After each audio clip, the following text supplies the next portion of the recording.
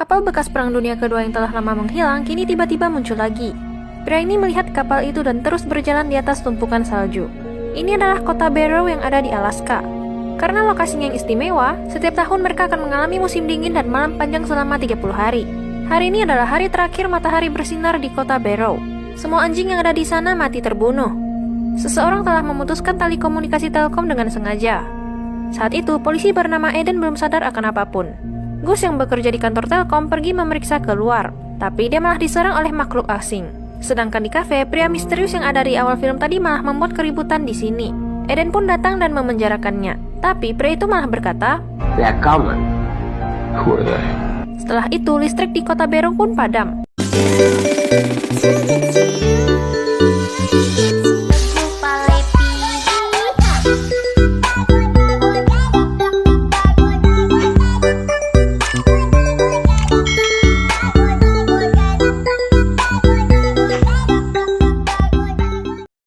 Eden pergi ke kantor Telkom. Saat menyalakan senter, jalan di depannya dipenuhi dengan darah dan Gus sudah tewas di tempat. Eden sangat terkejut melihat itu, dengan cepat mengabari seluruh penduduk kota untuk jangan keluar dari rumah mereka. Kembali ke penjara, Eden menemui pria itu lagi dan menanyakan siapa sebenarnya orang yang dia maksud tadi. Tapi pria itu tak menjawabnya.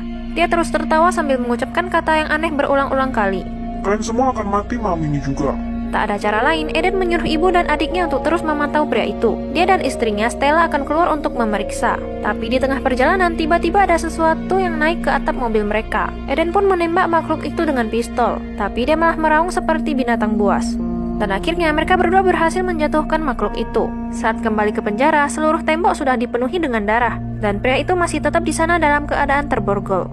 Akhirnya kali ini wajahnya menunjukkan ekspresi ketakutan. Tak lama setelah itu, akhirnya makhluk asing itu pun menunjukkan wujud mereka. Ini adalah sekelompok makhluk yang misterius, memiliki kecepatan dan kekuatan di atas rata-rata dan juga haus akan darah. Mereka muncul dan menyerang kota Barrow. Di sepanjang jalanan kota dipenuhi dengan darah dan jasad para manusia. Sementara Eden dan Stella pergi mengungsi ke tempat aman. Tapi tak disangka adiknya juga di sana. Terpenjara waktu itu, makhluk itu membunuh ibunya. Tapi sekarang sudah tak sempat untuk bersedih lagi. Eden dan Stella akan menarik perhatian makhluk itu. Sementara sisanya akan pindah ke lokasi pengungsian lain. Tapi tak disangka saat mereka baru saja menjalankan mobil, makhluk itu menahan mobil mereka dengan ramai-ramai. Untungnya temannya datang tepat waktu dan berhasil menyelamatkan mereka. Akhirnya mereka pun sampai di tempat persembunyian sementara mereka. Mereka sedang memikirkan bagaimana caranya untuk bertahan hidup di sini selama 30 hari dengan ketersediaan makanan yang sangat terbatas. Hanya perlu bertahan sampai 30 hari dan setelah itu matahari akan bersinar kembali. Saat badai tiba, mereka memanfaatkan kesempatan ini untuk melindungi diri mereka dari makhluk itu dan berpindah ke sebuah supermarket. Di dalam supermarket banyak sekali makanan dan mereka menetap di sini hingga hari ke-18. Badai telah berhenti dan mereka kembali harus mengungsi ke tempat lain. Dan mereka pun berencana untuk pergi ke kantor polisi. Di hari ke-27, Eden melihat bahwa ada senter menyala yang memiliki kode meminta pertolongan. Itu adalah rumah temannya yang bernama Billy. Saat mereka masuk, Billy sedang duduk di lantai dan yang ada di atas kasur adalah istri dan anaknya yang telah dia bunuh.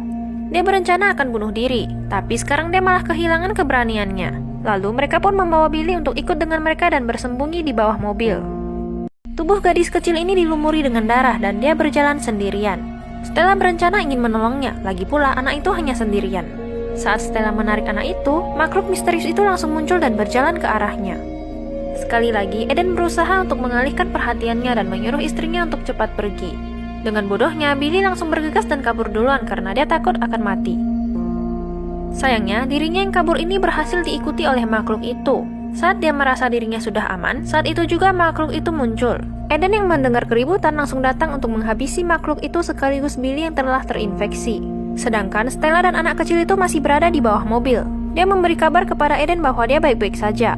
Asalkan bisa melewati satu malam ini lagi, maka mereka bisa pergi melihat matahari terbit bersama-sama. Tapi saat Eden melihat keluar, sekelompok makhluk itu mulai bermunculan sehingga sulit baginya untuk pergi menyelamatkan Stella seorang diri.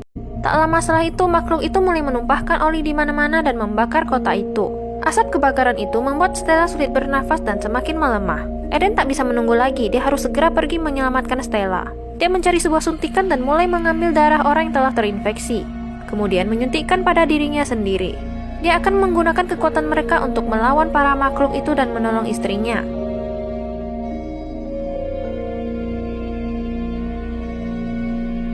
Akhirnya Eden menang dan berhasil menyelamatkan Stella. Malam itu akan berakhir dan mereka berdua sama-sama menyaksikan matahari terbit. Eden yang terbakar karena terkena sinar matahari perlahan-lahan menghilang dalam pelukan istrinya.